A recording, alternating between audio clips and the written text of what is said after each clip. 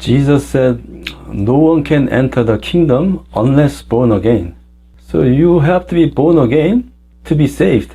But many Christians don't have a clear understanding of being born again. So one of the characteristics of being born again is being holy. So this 1 John chapter 3 verse 9. Whoever has been born of God does not sin, for his seed remains in him, and he cannot sin because he has been born of God. So born of God means being born again as a child of God.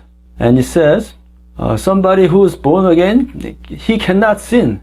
So if you're born again, then you cannot go on sinning. So you will experience a holy life. So that's one of the characteristics of being born again. So how do you become born again? So in this channel, I told you many times, and the only way to be born again is to let the Holy Spirit sit in you. So it says here, whoever has been born of God does not sin, for his seed remains in him. So everyone who's born again has God's seed in him. And that God's seed is the Holy Spirit. So you have to let the Holy Spirit sit in you. So how do you let the Holy Spirit sit in you? The only way is to let Jesus sit in the center of you. That means let him become the Lord of your life. So because Jesus and the Holy Spirit is the same, so when you let Jesus sit in the center of you, then the Holy Spirit gets to sit in the center of you. That means God's seed will be in you. So that's how you become born again. But what I believe is that in the Old Testament times, there was no such thing as being born again. So God didn't talk about being born again. And there's no concept of like denying yourself to follow God. And that you have to give your life to God to be born again in the Old Testament. So at that time, you didn't have to be born again to enter the kingdom. You just had to live in Israel and live as a peaceful citizen who keeps God's law and who are the righteous people. Those were the people who were saved. So why is that? I believe it's because there are evil spirits in the New Testament times. So this is Revelation chapter 12 verse 4. His tail drew a third of the stars of heaven and threw them to the earth. And the dragon stood before the woman who was ready to give birth, to devour a child as soon as it was born.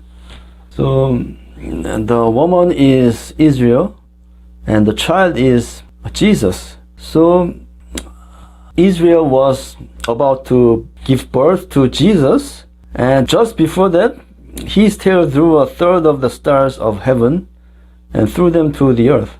So just before Jesus came, Satan threw a third of the stars. So the stars are the angels in the heaven.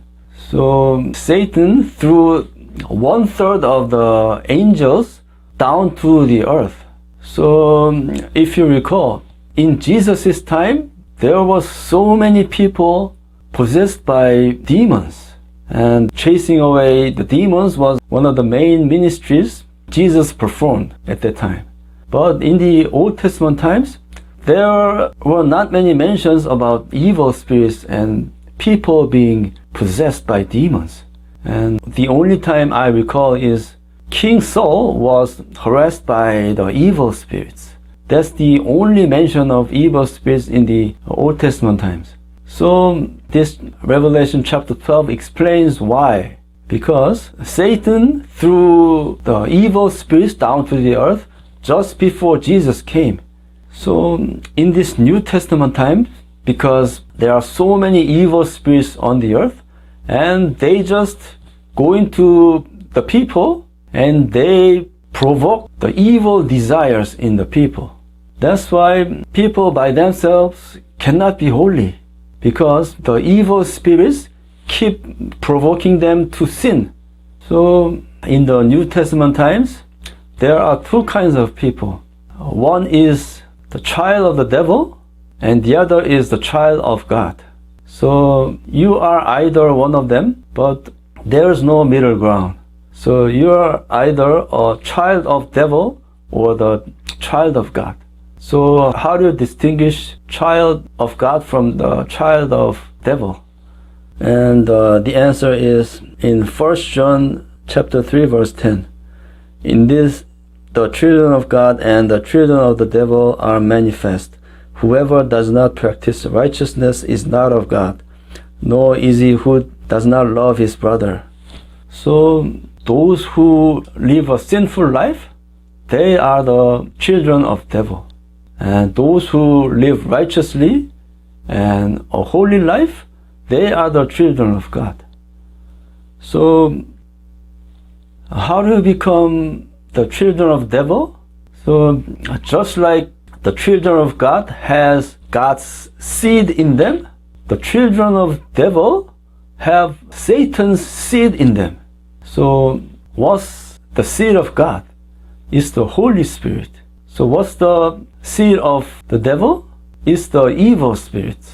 So Jesus talked about the tares and the wheat, and tares are the children of the devil, and the wheat are the children of God. And it says, this is Matthew chapter 13, verse 27 to 30. So the servants of the owner came and said to him, Sir, did you not sow God's seed in your field? How then does it have tares? He said to them, An enemy has done this. The servant said to him, Do you want us then to go and gather them up? But he said, No, lest while you gather up the tares, you also uproot the wheat with them. Let both grow together until the harvest, and at the time of harvest I will say to the reapers, First gather together the tares and bind them in bundles to burn them, but gather the wheat into my barn. So it says, Sir, did you not sow good seed in your field? So the good seed is the Holy Spirit, and then good seed becomes the wheat. So just like that, Satan sowed the bad seed. So it says here, So did you not sow good seed in your field? How then does it have tares? He said to them, An enemy has done this. So God sowed good seed, but the enemy, the Satan, sowed the bad seed, and it became the tares. So the bad seed are the evil spirits thrown by Satan onto the earth. So I believe that because Satan threw so many evil spirits on the earth in the New Testament times, all the people have evil spirits in them. So there was a song by In Excess. It was called something like Every Single One of Us Devil Inside. So I think it was some kind of a prophetic song. So everyone is evil. Why? Because they have the evil spirits in them. And because the evil spirits keep provoking people to sin, that's why they cannot live holy. But in the Old Testament times, because there were no evil spirits on the earth, I believe that people were capable of being holy by themselves. So there was no need to be born again. And there were a lot of righteous people on the earth. So this is one of the reasons why I don't believe the doctrine of original sin. The doctrine of original sin implies that everyone is born with that original sin and they have tendency to sin. That is true in the New Testament times, but not in the Old Testament times. So that's why there was no such thing as being born again in the Old Testament times. But in the New Testament times, the only way to achieve holiness, to enter His holy kingdom, is to be born again. Why? Because people have evil spirits in them. The only way to get rid of the evil spirit is to let the Holy Spirit sit in you. So when the Holy Spirit sits in you, then all the evil spirits get cast away. And because the lack of knowledge about these teachings from Jesus, the churches tell you to find the answer in the wrong places. So they tell you, you have to be filled with the Holy Spirit to acquire holiness. And Christians try to be holy by themselves, or they ask to be filled by the Holy Spirit. But the only way is to let the Holy Spirit sit in you, not just be filled with the Holy Spirit, baptism.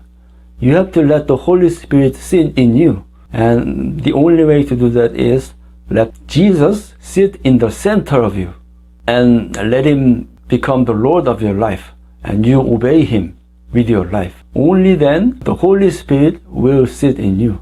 Then you will achieve holiness to enter His kingdom.